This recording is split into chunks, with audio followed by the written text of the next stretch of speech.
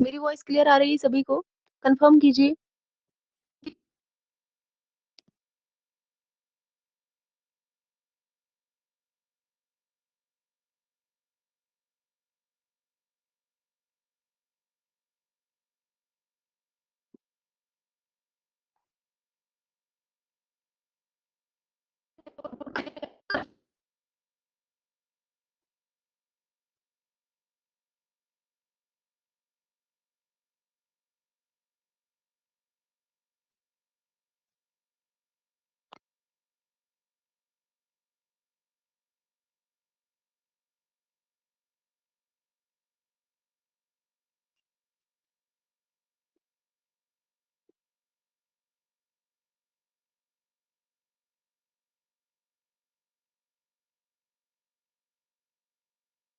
अब बताइए, voice clear है?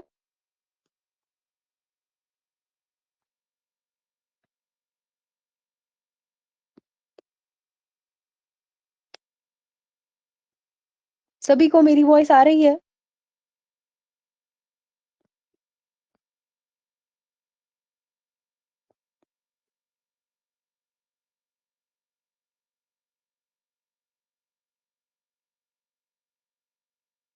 सभी को वॉइस आ रही है?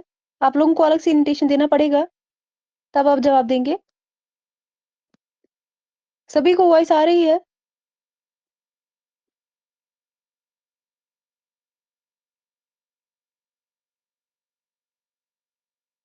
क्यों, क्लास में सिर्फ रीबा ही है और कोई नहीं है? ज़ेबा, जवाब दीजिए।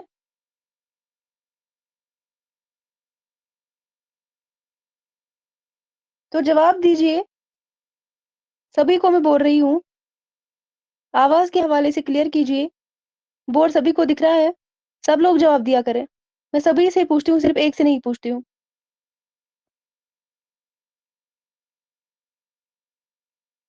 बड़ी जल्दी आपको याद आया जवाब देना।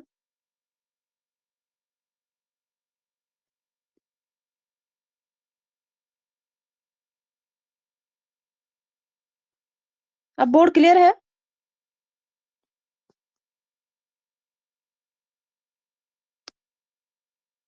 बोर्ड क्लियर है?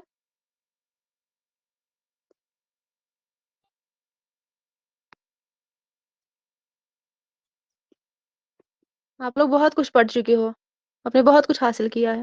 वो तो कल की टेस्ट में मैंने देख ही लिया है।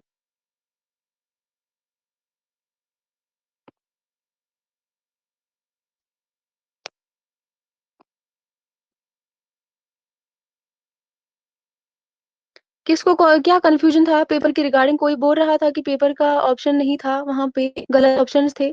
कौन बोल रहा था? अरीबा बोल रही थी कोई क्वेश्चन था जिसका ऑप्शन नहीं था, बताइए। कौन सा क्वेश्चन था जिसका ऑप्शन नहीं था?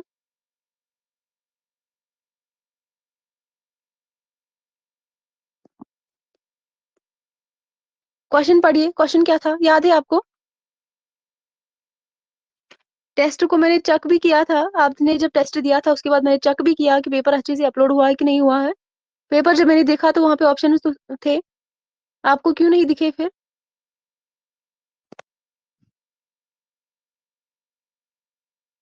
क्वेश्चन क्या था? रीबा। हाँ, क्वेश्चन था किसने लिखा है कि उर्दू अकबर के अहद में पैदा हुई और शाहजहां के जमाने में उसने फरूक पाया। यही क्वेश्चन था ना? यही क्वेश्चन था ना? हाँ, तो ऑप्शन तो दिए गए थे।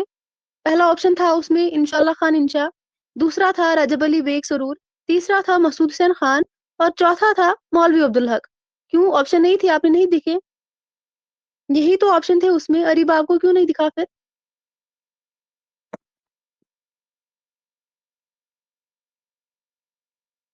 जब मैंने बोला भी था, 100 बार बोला क्लास में, पहले मुझे पता था आप लोग क्या गड़बड़ करेंगे। मैंने बोला था पेपर को ध्यान से पढ़ना है। क्यों, जो मैंने पढ़ाया था वो उसे बाहर आया था कुछ? जो भी मैंने पढ़ाया था उससे बाहर कुछ आया था, कोई क्वेश्चन आया था? फिर क्या ये मैंने नहीं पढ़ाया था?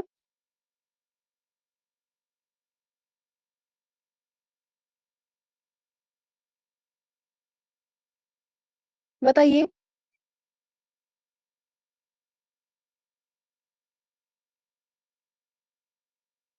मैंने नहीं पढ़ाया था क्या ये?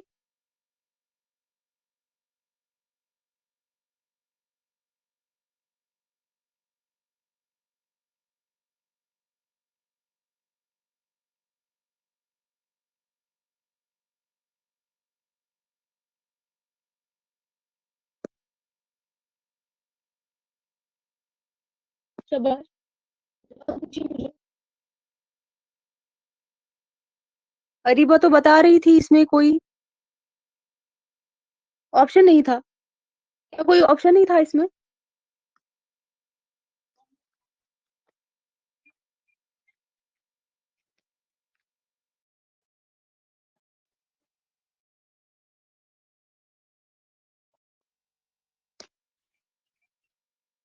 आपने तो बताया था ऑप्शन ही नहीं था।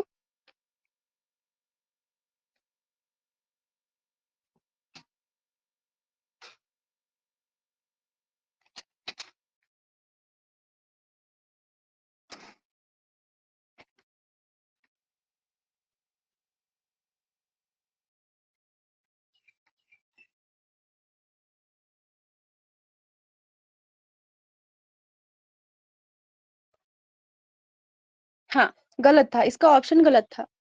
मुझे देखना था कौन-कौन बच्चा होशियार होता है, टेस्ट में मुझे यही देखना था, इसीलिए मैंने इसमें मीर अमन को नहीं रखा था। हाँ, मीर अमन का ये कॉल है। किसने लिखा है कि उर्दू अकबर के अहद में पैदा हुई और शाहजहाँ के ज़माने में इसने फ़रोग़ पाया तो मीर अमन का है। आप लोग यहाँ पे करेक्ट करेंगे मीर अमन है। मैंने आपको आपके लिए ये क्वेश्चन को डाला था, ऑप्शन नहीं रखा था, ताकि मैं देखना चाहती थी कि याद है। और कौन-सा क्वेश्चन गलत था? रीबा बता रही थी कोई क्वेश्चन और गलत था। मुझे समझ नहीं आया, ऑप्शन में कुछ गड़बड़ी थी। चलो मान लिया ये वाला क्वेश्चन इसमें मैंने ऑप्शन गलत रखा था, लेकिन बाकी क्वेश्चन उसमें क्या किया है आपने? आपके तो 11 क्वेश्चंस गलत है अरीबा। ऑप्शन में 1, 2, 2, 4 किस वाले क्वेश्चन में? किस वाले क्वेश्चन में था ये?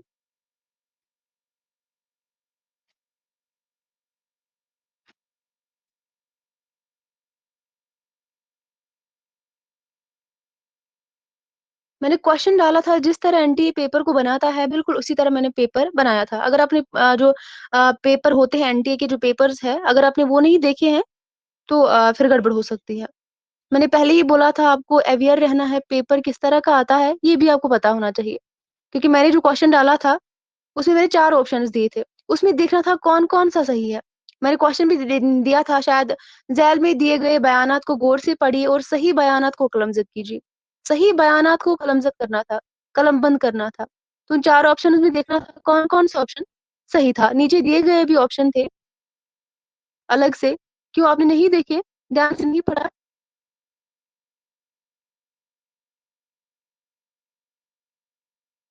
इसीलिए तो बोला था क्वेश्चंस को ध्यान से पढ़ना।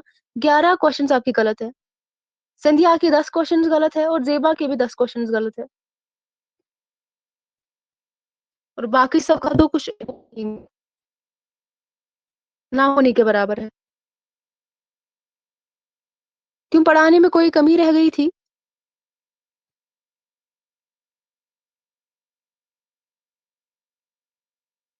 पढ़ाने में कोई कमी थी? फिर मैं तो बार-बार बोलती थी ना अगर कहीं पे समझ नहीं आया मुझे बताइए। टेस्ट के दिन मैं नहीं बर्दाश्त करूँगी अगर कुछ भी होगा। तो 2-3 क्वेश्चंस जो है गलत हो सकते हैं, गलती से भी गलत होते हैं। लेकिन आप लोगों के 11-11, 12-12 क्वेश्चंस कुछ लोगों के तो वो तो ज़ीरो के बराबर है।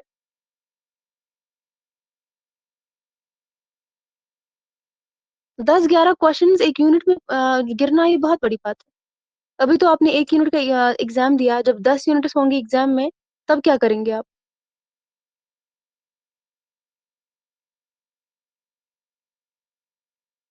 जवाब दीजिए मुझे। कुछ बच्चों पे एक्सपेक्टेशंस होती हैं, मुझे पता था आप लोग रेगुलर क्लास देते हैं, तो 45 से नीचे आप लोगों का नहीं होगा स्कोर। लेकिन आप लोग सारे 40 के नीचे 40 के ऊपर कोई है ही नहीं। क्या बात है?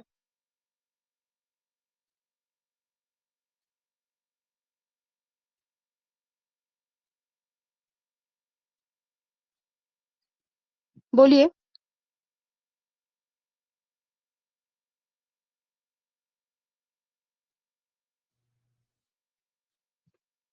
अभी भी कहीं भी कोई कन्फ्यूज़न था, पेपर के रिगार्डिंग आपको कहीं पे कन्फ्यूज़न लगा, हमें नहीं पड़ा है, तो मैम ने क्वेश्चन पूछा था।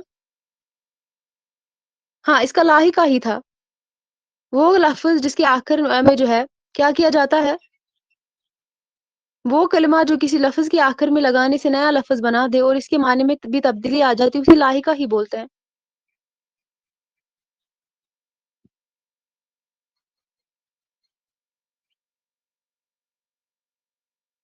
वो तो प्रिंट करने के समय भी जो है गलत हो सकता है,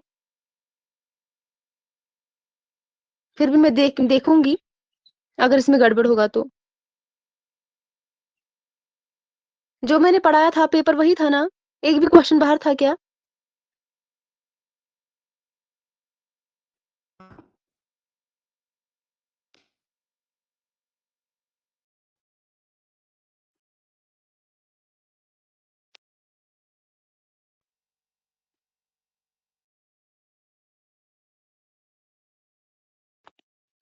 बाकी बच्चे क्लास में ही नहीं आए हैं क्योंकि उनका पेपर जो है, मैं क्या ही बताऊँ उसके बारे में, उन्होंने क्या किया था।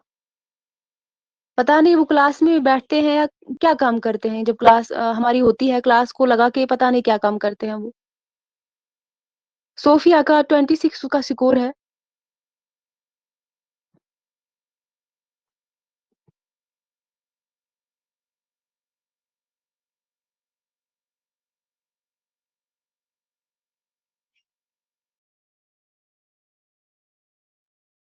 कौन-सा था 8 जो क्वेश्चन नंबर 8 और क्वेश्चन नंबर 40 थोड़ा कुछ याद है आपको बच्चे? क्वेश्चन नंबर 8 और क्वेश्चन नंबर 40 क्या था? क्वेश्चन नंबर 8 था चाइनीज़ को क्या कहते हैं?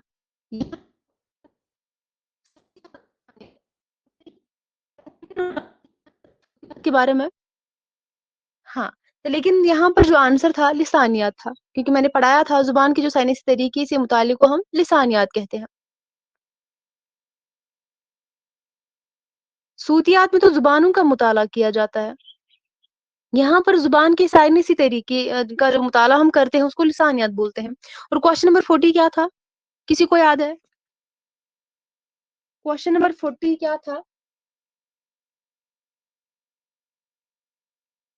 आलूसी अल्फाज नहीं थे बच्चे, माकूसी। माकूसी आवाज़ मैंने बोला भी था कितनी है, बीच में जब हमने पढ़ाया था, माकूसी आवाज़ के बारे में मैंने बोला था, ये कितनी तादाद की है, इसलिए इसको डाला था।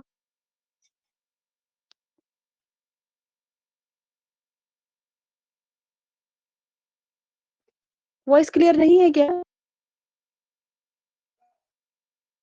वॉइस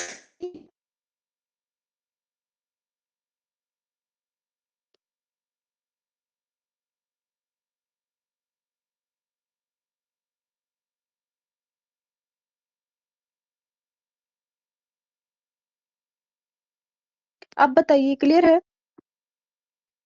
क्लियर है वॉइस?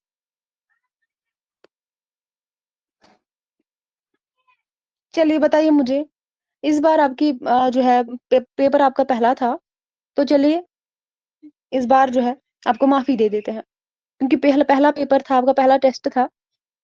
अगली बार जब हमारा टेस्ट होगा तब ऐसा नहीं होगा, तब आपको छूट नहीं दी जाएगी। इस बार आपका पहला पेपर था तो हो सकता है कि पेपर में जो है आपने नहीं देखा होगा, पेपर किस तरीके का आता है। नेक्स्ट टाइम आपको पता होगा पेपर किस तरह का बनता है। लेकिन मैंने पहले ही बोला था जो हम पढ़ाएँगे उसी के रिलेटेड पेपर बनेगा। नेक्स्ट टाइम ऐसा नहीं होना चाहिए जब इस यूनिट का हमारा एग्ज़ाम होगा, तब ऐसा बिल्कुल नहीं होना चाहिए।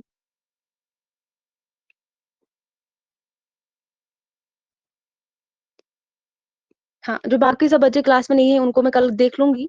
जो जो आज क्लास में नहीं आए हैं, मुझे पता है वो क्लास में क्यों नहीं आए हैं, ये भी मुझे पता है।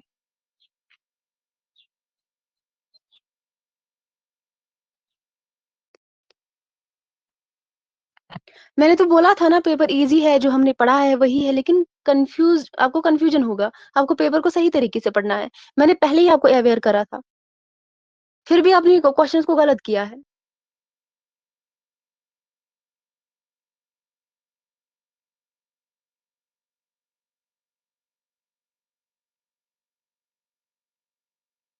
हाँ, 14 तो आपको क्यों गलत था फिर? क्यों गलत था आपका फिर? पेपर में ऐसी ही गलतियाँ होती है, हमसे क्वेश्चन्स आते हैं, लेकिन हम फिर भी लेकिन दूसरा वाला ऑप्शन उसमें ये नहीं था, उसमें तीसरा वाला ऑप्शन था ये। 1490 उसमें तीसरा ऑप्शन था, दूसरा उसमें था 1340। आपने ध्यान से नहीं पढ़ा था। आदिल शाही सल्तनत की बुनियाद कब रखी गई थी? पहला ऑप्शन था 1440, दूसरा था 1340, तीसरा था 1490। तीसरा वाला ऑप्शन था इसका।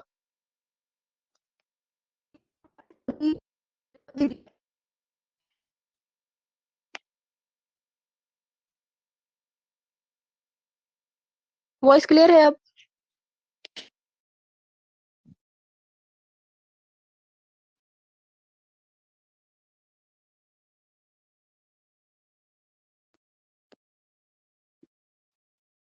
हाँ, तो बताइए मुझे क्या पढ़ा था हमने?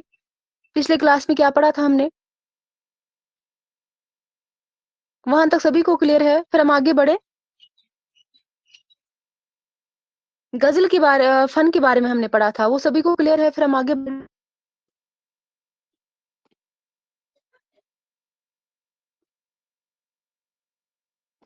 तो आज ना है इसका आगाज और इर्तिका।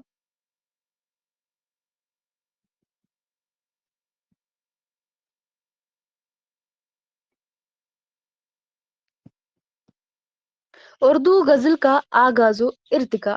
तो सबसे पहले अगर हम देखेंगे उर्दू में जो है गजल गोई की इब्तिदा जो है, गजल गोई की शुरुआत जो है फारसी शायरी के असर से हुई है। किससे हुई है? फारसी शायरी के असर से हुई है।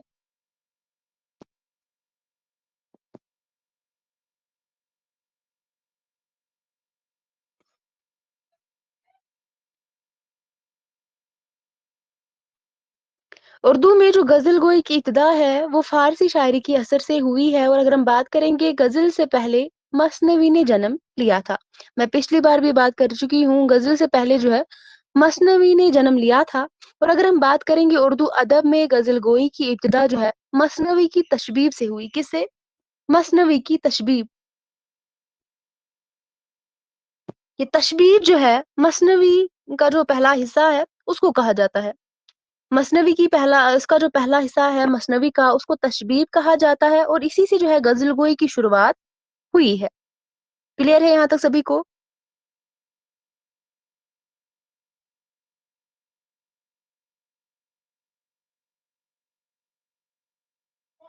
यहाँ तक सभी को क्लियर है?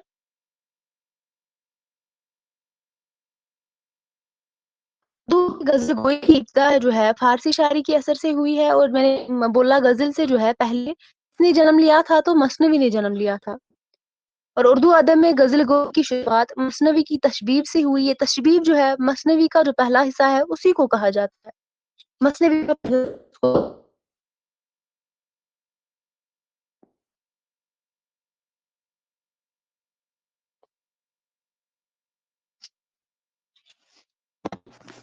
क्लियर है यहाँ तक सभी को या मैं फिर से रिपीट करूँ?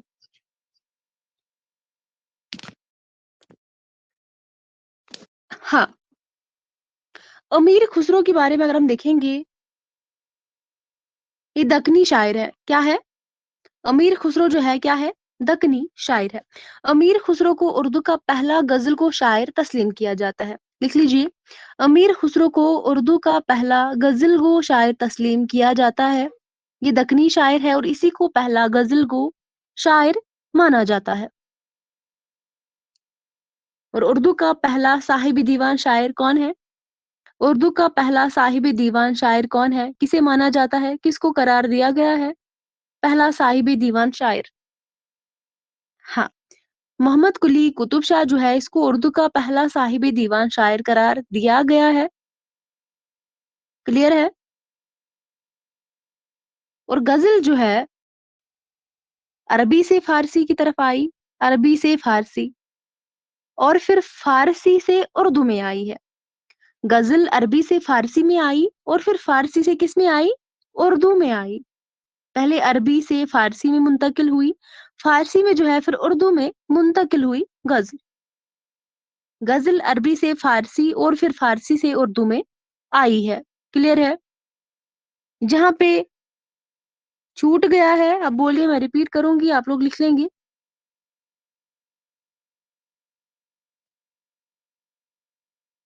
हाँ, कुली कुतुब शाह। गज़ल अरबी से फ़ारसी और फिर फ़ारसी से उर्दू में आई है। और अगर हम बात करेंगे उर्दू गज़ल वली दक्नी से पहले भी की जाती थी। उर्दू गज़ल जो है वली दक्नी से पहले भी कही जाती थी, लेकिन वली ने इसे ख़ास मयार बख्शा। जब वली के ज़रिए गज़ल शुमाल में पहुँची तो मीर, मोमिन, गालिब ये जैसे शुअरा है ना, ये पैदा हुए। उर्दू गज़ल की अगर हम बात करेंगे वली दक्नी से पहले भी कही जाती थी, लेकिन वली ने इसे क्या किया, ख़ास मयार बख्शा उर्दू गज़ल को। जब वली के ज़रिए गज़ल शुमाल में पहुँची तो मीर, मोमिन, गालिब जैसे शुअरा पैदा हुए। उसके बाद इकबाल, फैज़, फ़िराक ने भी गज़ल गोई की रिवायत को आगे बढ़ाया। वॉइस क्लियर नहीं है क्या? वॉइस क्लियर नहीं है? हाँ, तो क्या मैं बता रही थी? उर्दू गज़ल वली दक्नी से पहले भी कही जाती थी, लेकिन वली ने क्या किया, इसे ख़ास मुकाम बख्शा, ख़ास मयार बख्शा। जब वली के ज़रिए गज़ल शुमाल में पहुँची तो क्या हुआ, मीर, मोमिन, गालिब जो शुअरा थे, ये पैदा हुए। और इसके बाद इकबाल, फैज़, फ़िराक ने भी गज़ल गोई की रिवायत को क्या किया, आगे बढ़ाया। हाँ, तो अगर हम बात करेंगे वली दक्नी जो है, वली के ज़रिए जो गज़ल शुमाल में पहुँची तो कब पहुँची? शाबाश! वली का दीवान दहली कब पहुँचा? मुझे बताइए, वली का दीवान दहली कब पहुँचा?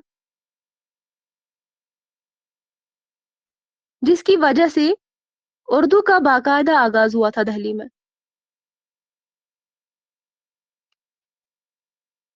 शाबाश!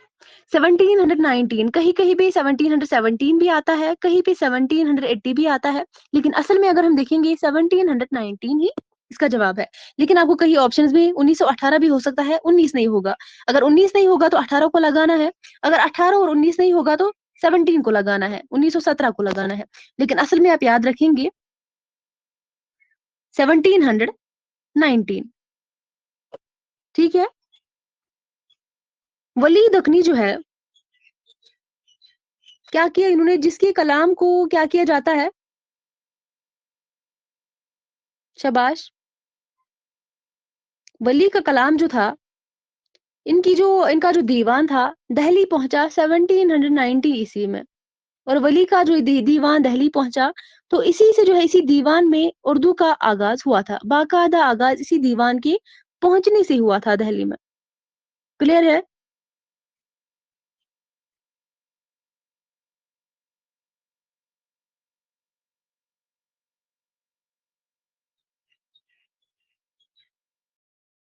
शाबाश! क्लियर है सभी को?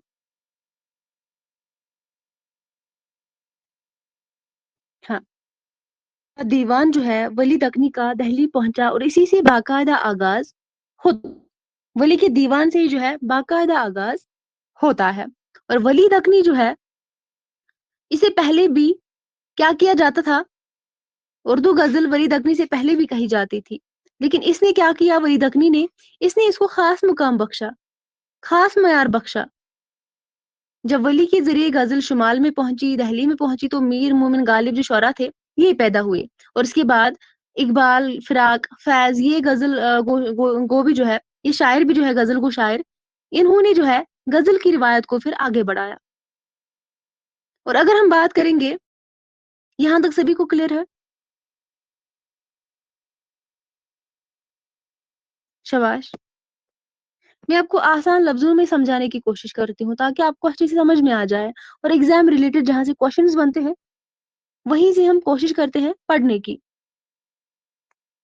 और गज़ल की अज्ज़ाई तरकीबी जो है, मुझे बताइए, गज़ल का जो अज्ज़ाई तरकीबी है कौन-कौन है? गज़ल की जो अज्ज़ा है, वो कौन-कौन है? गज़ल की अज्ज़ाए तरकीबी।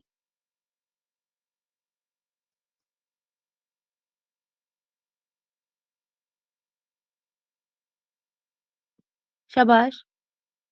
गज़ल की जो अज्ज़ाए तरकीबी है, क्या-क्या है? पहली क्लास में हमने पढ़ा था, जब हमने फ़न के बारे में पढ़ा था, मतला हो गया, मक़ता हो गया, इसके अलावा रदीफ़ हो गया, ठीक है? काफ़िया हो गया, हाँ, मतला, मक्ता, काफ़िया, रदीफ़ यही क्या है ग़ज़ल की अज्ज़ा है। ग़ज़ल के जो एलिमेंट्स हैं अज्ज़ाई तरकीबी है, मतला है, मक्ता है, काफ़िया है, रदीफ़ है और इनके बारे में हम बात कर चुके हैं पिछले क्लास में। क्लियर है या मैं फिर से बताऊँ? मक्ता किसे कहते हैं, मतला किसे कहते हैं, रदीफ़ किसे कहते हैं और काफ़िया किसे कहते हैं? जल्दी से मुझे जवाब दीजिए।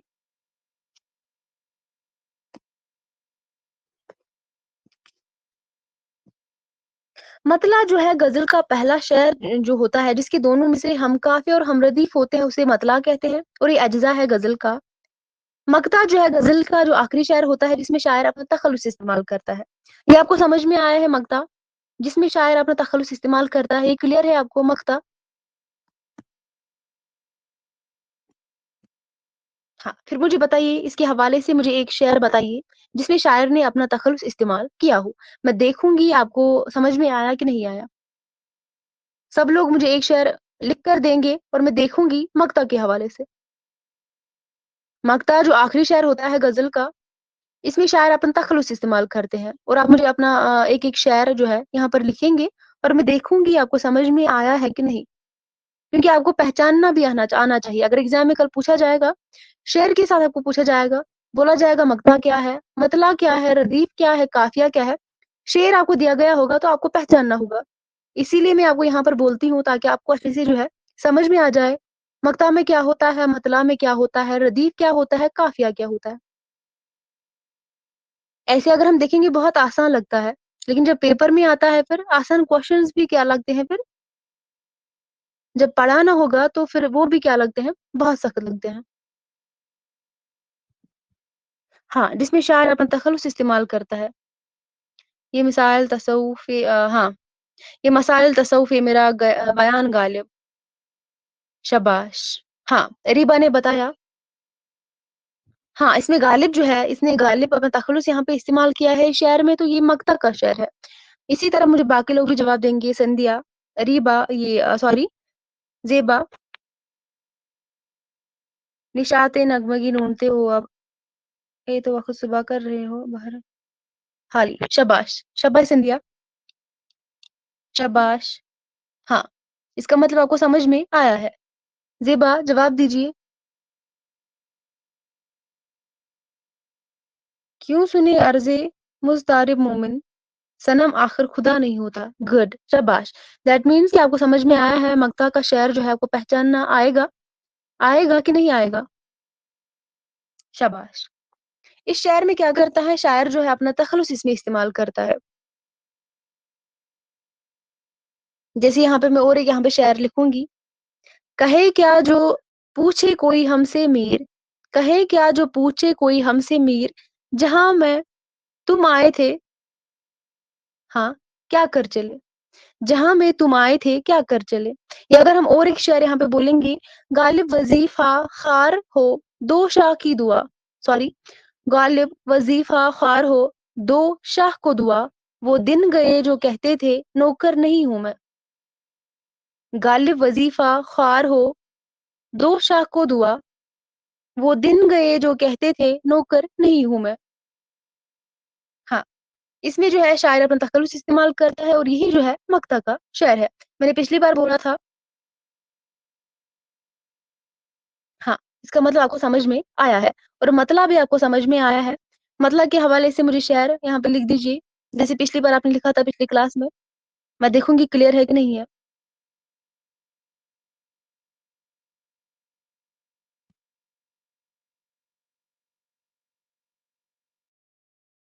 शाबाश! मतला के हवाले से जवाब दीजिए। उसमें बताइए मतला में क्या-क्या होता है और अदीब क्या होता है, काफ़िया क्या होता है? यही क्या है अज्ज़ा है ग़ज़ल के।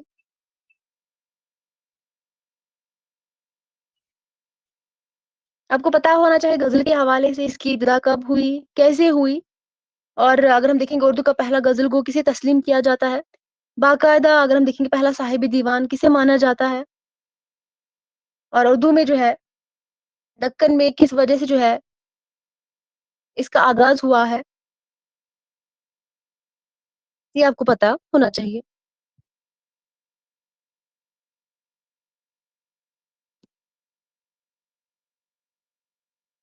गज़ल के पहले शेर को कहते हैं शाबाश, ये ना थी हमारी किस्मत की वसाल यार होता, विसाल यार शाबाश।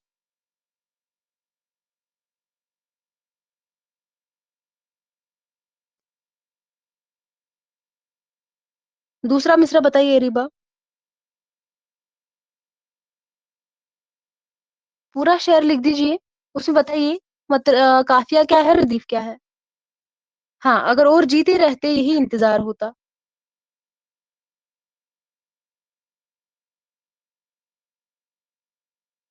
यहाँ पर मैं फिर से लिखूँगी ताकि आपको अच्छे से और समझ में आ जाए। फ़कीराना, ये मतला के हवाले से शेर है, ठीक है? फ़कीराना आए सदा, फ़कीराना आए सदा कर चले।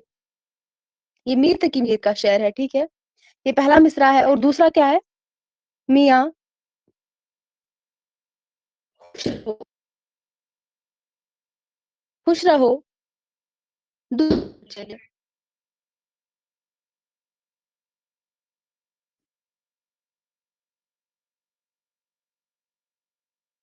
काफ़िया है, हम आवाज़ है, क्योंकि लफ़्ज़ जो है डिफरेंट ही है, लेकिन इनकी जो आवाज़ है सेम है। सदा और दुआ, ये क्या है? काफ़िया है। और रदीफ़ क्या है? कर चले और कर चले, ये रदीफ़ है, जो कि काफ़िया के बाद आता है। ये क्लियर है? वॉइस क्लियर नहीं है क्या?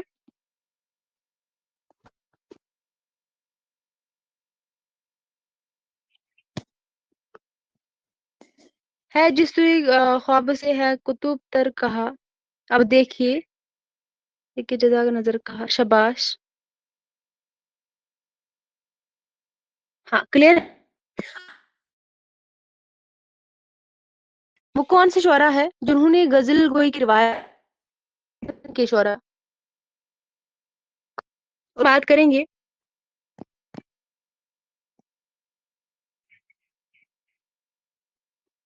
दक्कन में उर्दू गज़ल का जो इर्तिका हुआ है इसमें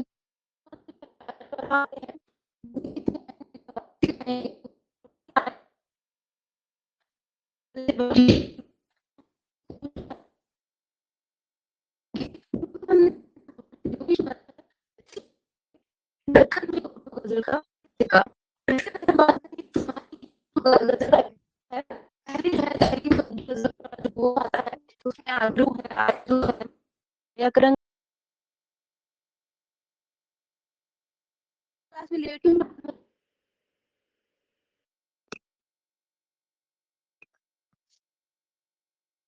आपने क्लास को लेट क्यों जॉइन किया?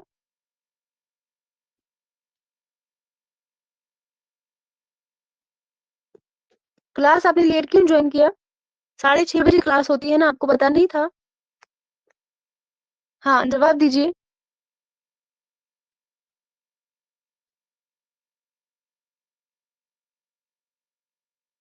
अब बताइए वॉइस क्लियर है? सभी को मेरी वॉइस आ रही है?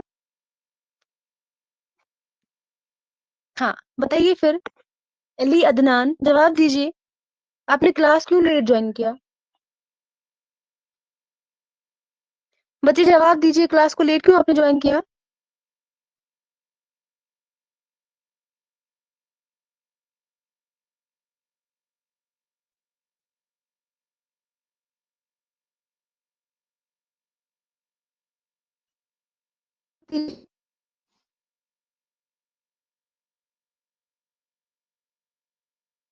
याद रखिए जो हमारी क्लास की टाइमिंग जो होती है, वो शाम को 6:30 होती है, 7:30 तक। ठीक है? आपको पूछना था ना फिर। 6:30 शाम को हमारी क्लास होती है, 7:30 बजे तक। ठीक है? रोज़ाना की टाइमिंग है।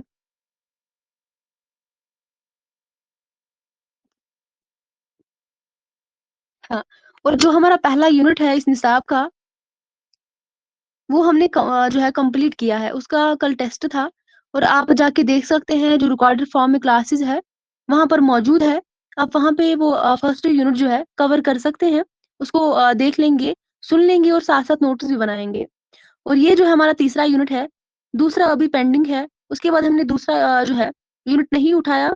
हमने तीसरा यूनिट उठाया जो कि उर्दू गज़ल का यूनिट है। इसका हमारा आज दूसरा क्लास है। तो वो जो हमने पीछे जो क्लासेस किए हैं, रिकॉर्डेड फॉर्म में आप देख लेंगे, ठीक है? हाँ,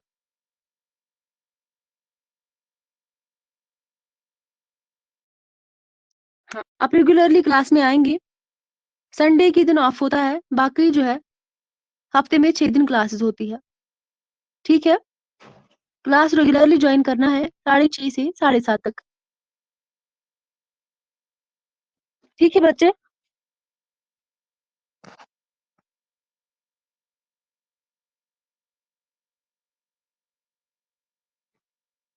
और रिकॉर्डेड फॉर्म को में जो आप क्लासेस देखेंगे, उसमें अगर आपको कोई कन्फ्यूज़न रहता है, तो दूसरे दिन जब आप क्लास में आएँगे, तो आप हमसे पूछ लेंगे। अगर कहीं पे कोई कन्फ्यूज़न, कहीं पे कोई डाउट अगर आपको लगता है, तो आप उसको सुन लेने के बाद हमसे वो क्वेश्चन करेंगे, उसको हम क्लियर करने की कोशिश करेंगे, ठीक है?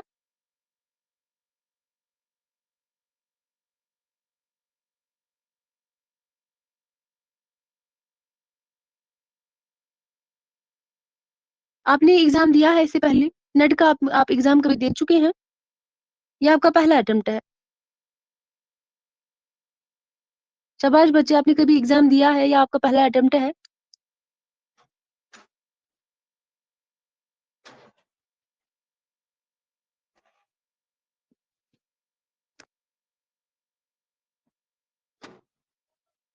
बच्चे जवाब दीजिए, आपने इससे पहले एग्ज़ाम दिया है या पहली बार आप एग्ज़ाम दे रहे हैं?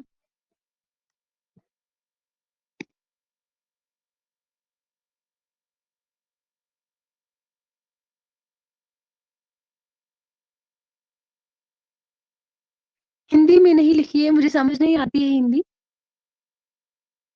इंग्लिश में बताने की कोशिश करिए बच्चे। शाबाश!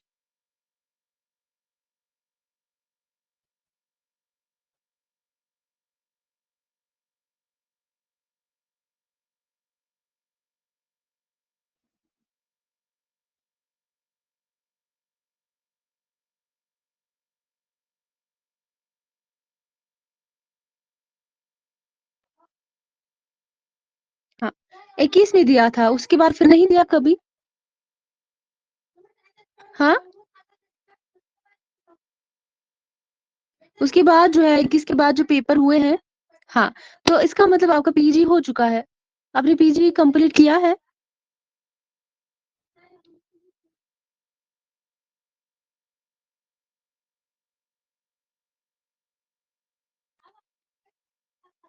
शाबाश! तो इसका मतलब आपने पीजी किया है तो आप अच्छे से जो है तैयारी करिए। आपका जो है आपने 21 में एग्ज़ाम दिया था उसके बाद आपने कोई एग्ज़ाम नहीं दिया है। तो आप अच्छे से अवेयर होंगे, आपने प्रीवियस ईयर पेपर देखे होंगे, आपने एक बार एग्ज़ाम भी दिया था, तो आप अवेयर होंगे एग्ज़ाम कैसे जो है होता है, किस लेवल का पेपर आता है, ये सारी चीज़ें आपको पता होंगी। और कहीं न कहीं आपको ये जो है आपने एक बार पढ़ा है, तो आपको जो है बहुत ज़्यादा बेनिफिट मिलेगा। तो आपको क्या करना है, रोज़ाना क्लास को अटेंड करना है, टेस्ट होता है तो टेस्ट आप देंगे, कॉपी आप मेंटेन करेंगे, हर रोज़ आप क्लास देंगे और अगर जो है कोई भी कन्फ्यूज़न, कोई भी जो है डाउट आपको रहता है रिकॉर्ड क्लास को देख लेने के बाद, सुन लेने के बाद, तो आप ज़रूर जो है दूसरी दिन क्या करेंगे, पूछ लेंगे हमसे, ठीक है? और इस बार जो है आपने फॉर्म भरा था, जून का एग्ज़ाम आपने दिया है,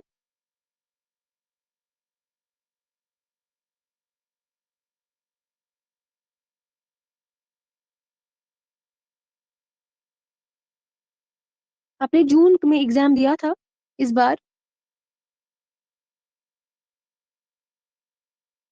तो दिसंबर में आप एग्ज़ाम देंगे, अभी आपके पास बहुत टाइम है। दोनों पेपर जो पेपर फर्स्ट होता है, पेपर सेकंड होता है, दोनों की आप अच्छे से प्रिपरेशन करेंगे तो इंशाल्लाह आपका हो जाएगा। तो बाकी अगर क्लास के रिगार्डिंग आपको कोई भी कन्फ्यूज़न है, कुछ भी कहना है तो आप कह सकते हैं।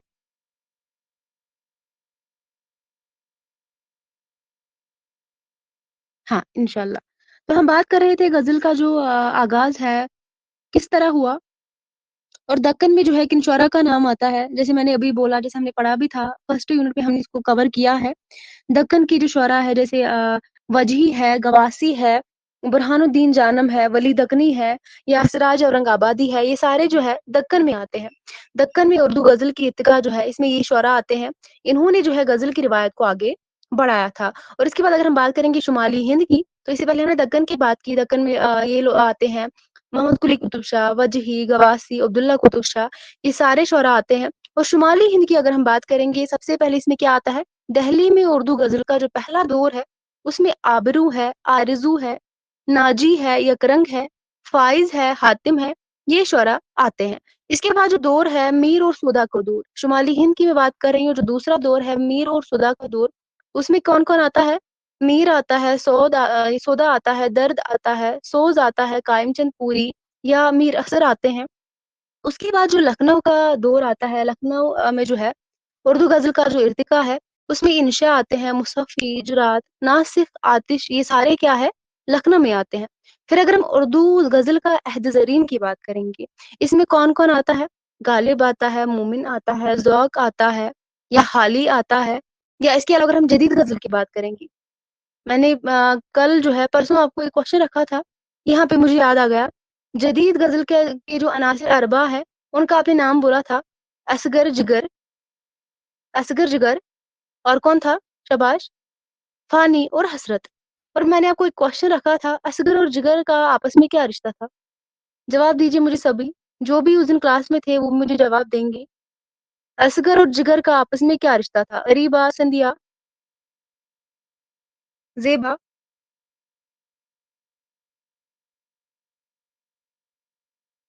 शाबाश! ज़ेबा जवाब दीजिए।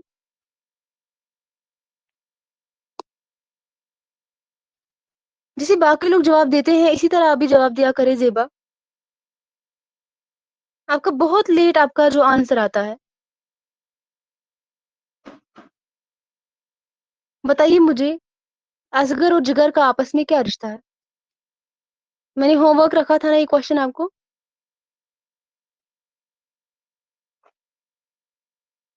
हाँ, बताइए।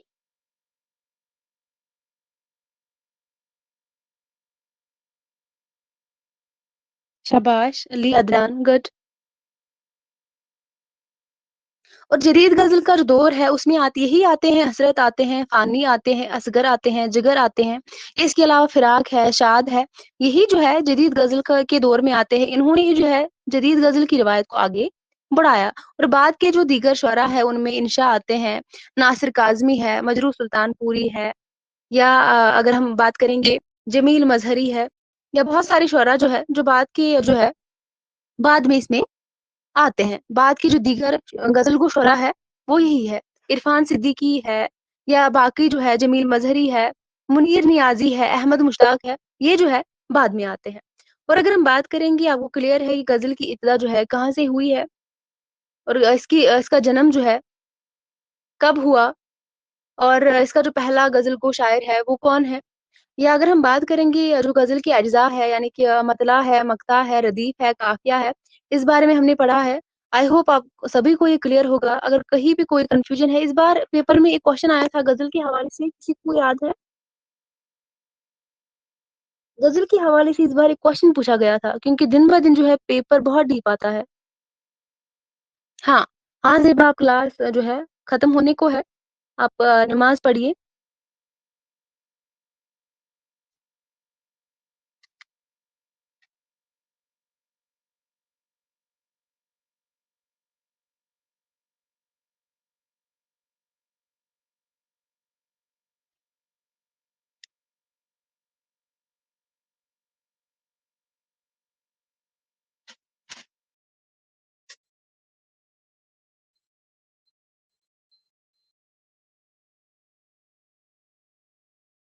शायद मैंने पिछली बार भी आपको बोला था, कोई किस हवाले से क्वेश्चन आया था, पाबंद, उसमें ऑप्शन में पाबंद नज़्म आया था, आज़ाद नज़्म, इस तरह का कोई क्वेश्चन बना था।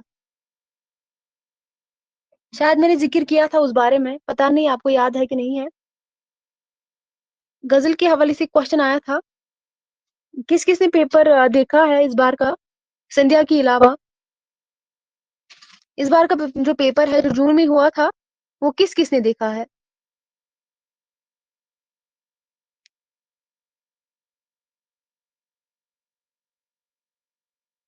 संध्या मैंने उस दिन आपको बोला था, एक क्वेश्चन आया हुआ है, आपने बोला नहीं आया था। फिर मैंने बोला था क्वेश्चन नंबर भी आपको यही से बोला था, फिर बोला था चेक करने को। यूट्यूब पर तो बच्चे मौजूद हैं। हाँ, क्वेश्चन पूछा गया था मुसलसल गज़ल के हवाले से। संध्या, यही पूछा गया था ना? मुसलसल गज़ल के हवाले से जो क्वेश्चन पूछा गया था, ऑप्शन में दिया गया था पाबंद नज़्म है, आज़ाद नज़्म, इस तरह के ऑप्शन दिए गए थे। यही क्वेश्चन था ना? हाँ, वो मसूद हुसैन खान से रिलेटेड वो अलग क्वेश्चन था, लेकिन गज़ल के हवाले से एक क्वेश्चन पूछा गया था मुसलसल गज़ल। हाँ, आप देख लेंगे पेपर में, मुसलसल गज़ल क्वेश्चन आया था इस बार पेपर में। मुसलसल गज़ल किसे कहते हैं? जवाब दीजिए अगर आपको पता है। हाँ, आया था। ये भी आया था और उसके हवाले से भी आया था, मसूद हुसैन खान के बारे में भी आया था। याद है किसी को क्या क्वेश्चन आया था? क्वेश्चन आया था किसे कहते हैं? अगर हम देखेंगे मुसलसल गज़ल जो है, इसमें अगर हम देखेंगे ऐसी गज़ल जो इब्तिदा से इंतहा तक क्या होता है, जो इब्तिदा से सॉरी इंतहा तक किसी ख़ास कैफ़ियत की नुमाइंदगी करता है, उसको हम मुसलसल कहते हैं। लगातार, जिसमें किसी एक हाँ, मौज़ू को तसलसल के साथ बयान किया जाता है। शाबाश! Very good Ali Adnan. जिसमें क्या किया जाता है, एक मौज़ू को तसलसल के साथ, कंटिन्यूटी के साथ लगातार जो है, बयान किया जाता है। एक शेर से दूसरे शेर से ताल्लुक पाया जाता है। ऐसे जो है ऐसी गज़ल मुसलसल गज़ल ऐसी गज़ल को कहते हैं जो इब्तिदा से इंतहा तक किसी ख़ास कैफ़ियत की नुमाइंदगी करता है। या अगर हम बात करेंगे बाज़ ऐसी गज़लें होती है, जिनके तमाम अशार में तसलसल मौजूद होते हैं। मुसलसल गज़ल जो है, वो गज़ल है जिसकी तमाम अशार में तसलसल मौजूद होती है, यानी कि कंटिन्यूटी मौजूद होती है और वो एक-दूसरे से मरबूत होते हैं। शाबाश! एक-दूसरे से क्या होते हैं, मरबूत होते हैं, जुड़े हुए होते हैं, उसी को हम मुसलसल गज़ल कहते हैं और यही क्वेश्चन इस बार पेपर में पूछा गया था।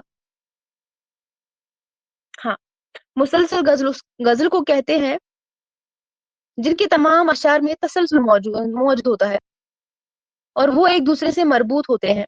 उसी को हम मुसलसल गज़ल कहते हैं या जो गज़ल इब्तिदा से इंतहा तक किसी ख़ास कैफ़ियत की नुमाइंदगी करता है, उसी को हम मुसलसल गज़ल कहते हैं। क्लियर है? और पाबंद नज़्म, आज़ाद नज़्म ये अलग है, उसके हवाले जब हम न नज़्म का यूनिट पढ़ेंगे तो वहाँ पे हम इसको देख लेंगे। यहाँ पर जो क्वेश्चन आया था मुसलसल गज़ल के हवाले से पूछा गया था।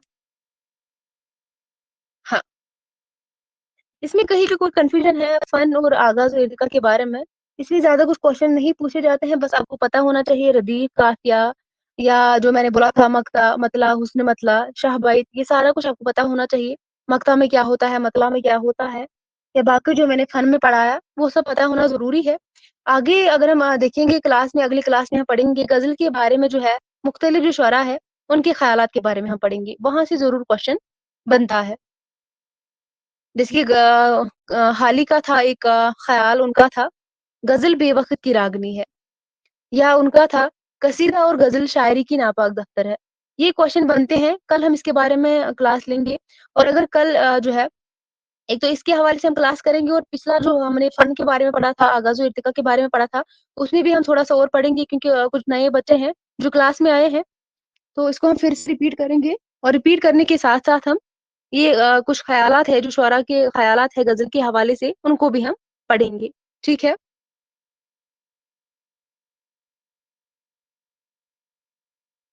हाँ, किसी को कोई कन्फ्यूज़न है, कुछ भी किसी जो है क्लास के रिलेटेड या कुछ भी टेस्ट जो हुआ था कल, उसके बारे में अगर किसी को कोई कन्फ्यूज़न है तो वो बताइए, उसके बाद हम क्लास को रखते हैं, फिर कल की क्लास में मिलेंगे। हाँ, अली अदनान बच्चे आप याद रखना टाइमिंग को आप याद रखना 6:30 से 7:30 तक क्लास होती है, शाम को।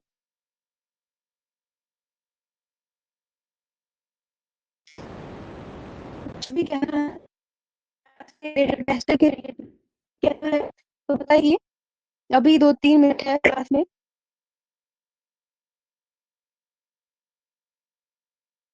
सच कहूँ तो मुझे आज पढ़ाने का मन नहीं था क्योंकि आप लोगों का पेपर स्कोर आपका सही अच्छा नहीं आया था, क्योंकि मैंने एक्सपेक्ट किया था 45 प्लस आपका स्कोर होगा, लेकिन आपका स्कोर उतना नहीं आया,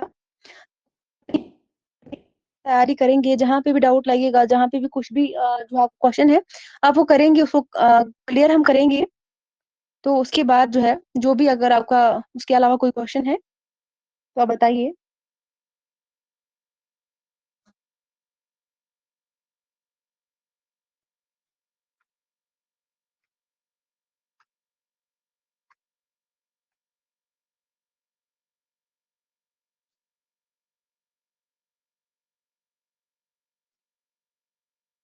शाबाश! किसी को कोई कन्फ्यूजन है क्लास के रिलेटेड?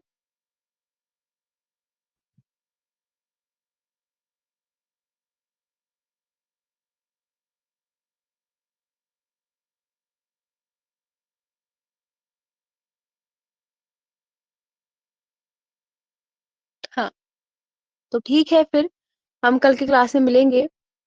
कल जो है, जैसे कि मैंने बोला, हम कल क्या पढ़ेंगे, एक तो इसको रिवाइज करेंगे, एक गज़ल का फन, गज़ल का आगाज़ व इर्तिका, और इसके अलावा जो कुछ ख़यालात है गज़ल को शुरा के हवाले से, उनको भी हम कवर कर लेंगे कल के क्लास में। तो टाइम में कुछ चेंज हो सकता है क्या मैम? क्या बच्चे आपकी टाइमिंग 6:30 आप क्लास नहीं कर सकते?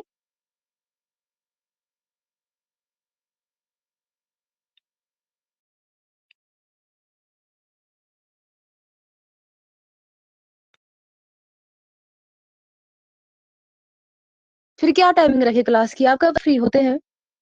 किस टाइम आप फ्री होते हैं?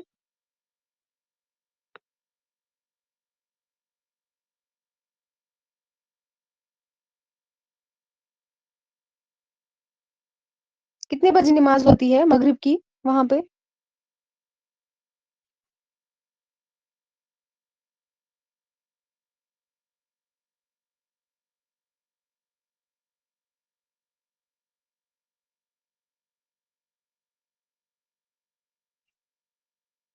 हाँ, अगर आप आधा जो है क्लास ला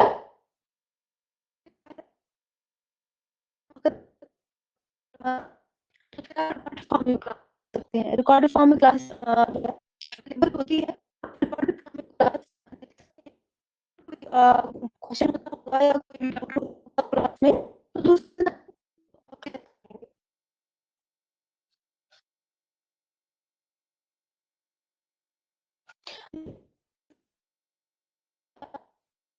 सकते हैं।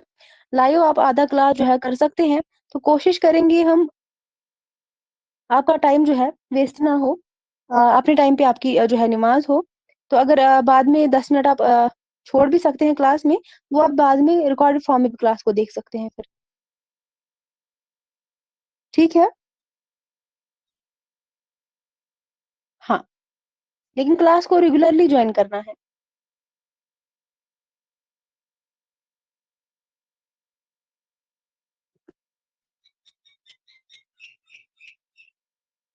हाँ, तो चलिए फिर आज का क्लास हम यहीं तक रखते हैं, मिलते हैं कल की क्लास में, तब तक के लिए अल्लाह हाफ़िज़।